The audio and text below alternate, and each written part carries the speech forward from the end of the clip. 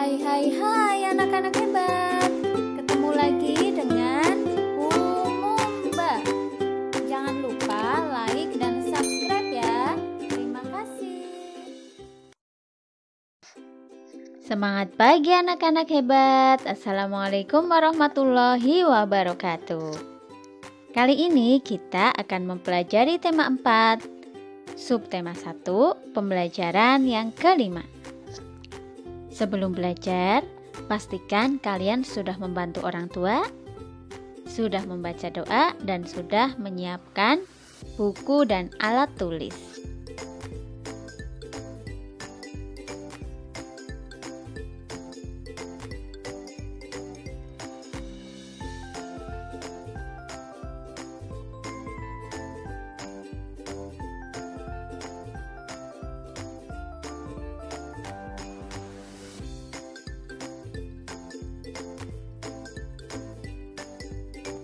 Anak-anak hebat, di era globalisasi ini, Indonesia memegang peran yang sangat penting.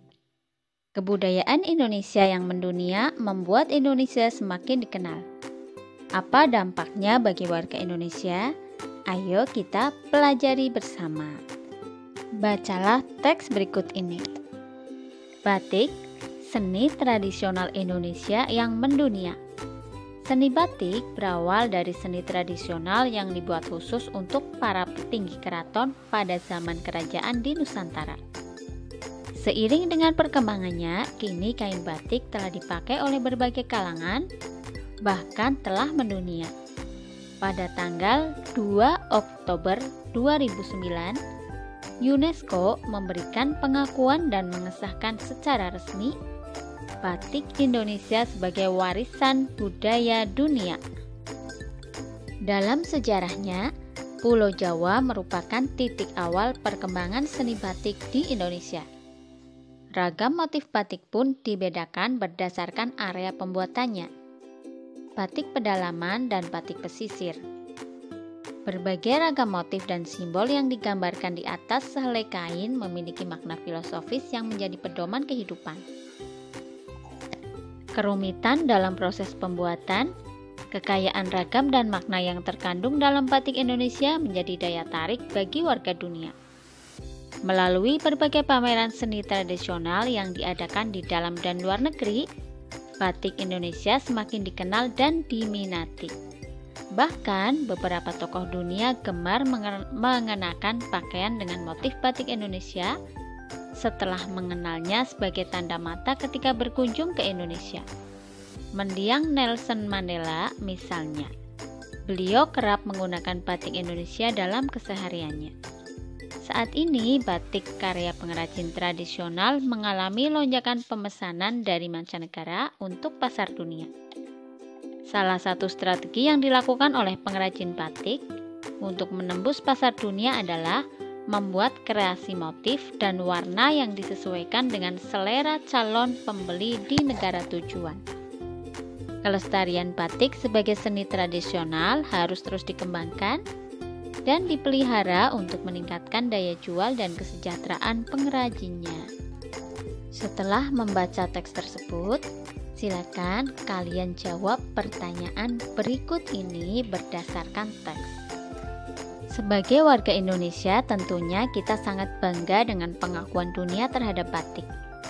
Indonesia terus mengembangkan kerjasamanya di bidang kebudayaan dengan negara lain. Bentuk kerjasama dalam bidang budaya negara-negara ASEAN adalah sebagai berikut.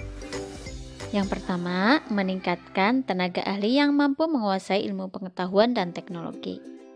Yang kedua, pertukaran pelajar antar negara anggota ASEAN.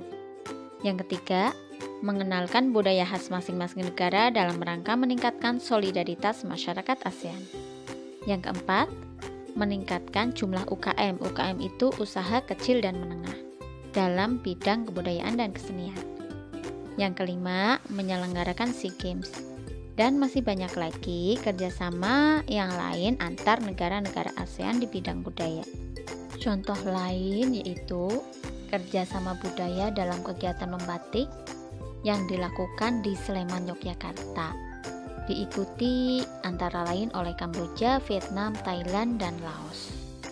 Manfaatnya yaitu meningkatkan hubungan diplomatik dan persahabatan antar seniman masyarakat anggota ASEAN. Dan tentu saja, batik yang merupakan warisan budaya dunia dari Indonesia makin terkenal. Setelah ini kita akan membuat poster tentang ajakan untuk mencintai produk Indonesia. Poster adalah ajakan kepada masyarakat untuk melakukan sesuatu yang dibuat pada kertas berukuran besar dan biasanya disertai dengan gambar agar lebih menarik dan mudah diingat.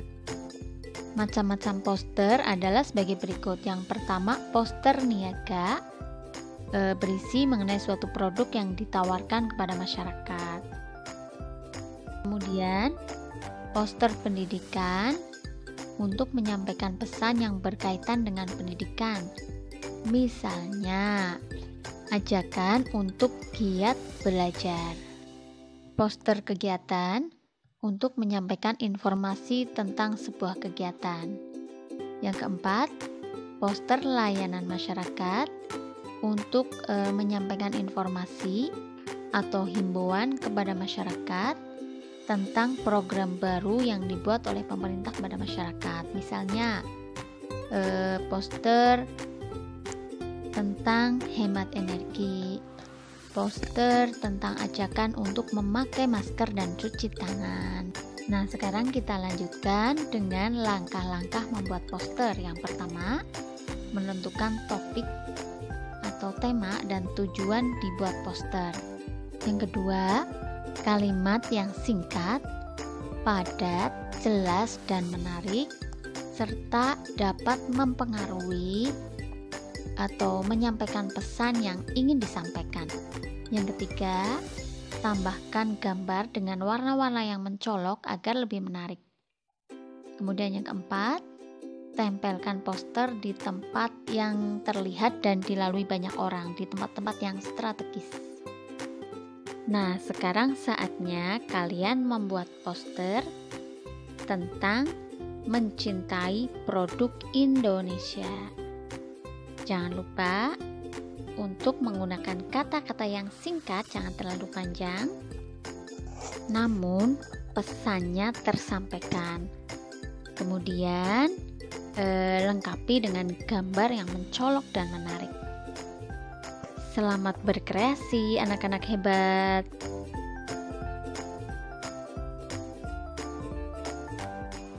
Anak-anak, demikian tadi pembelajaran kita untuk hari ini. Sampai jumpa pada video pembelajaran berikutnya. Wassalamualaikum warahmatullahi wabarakatuh.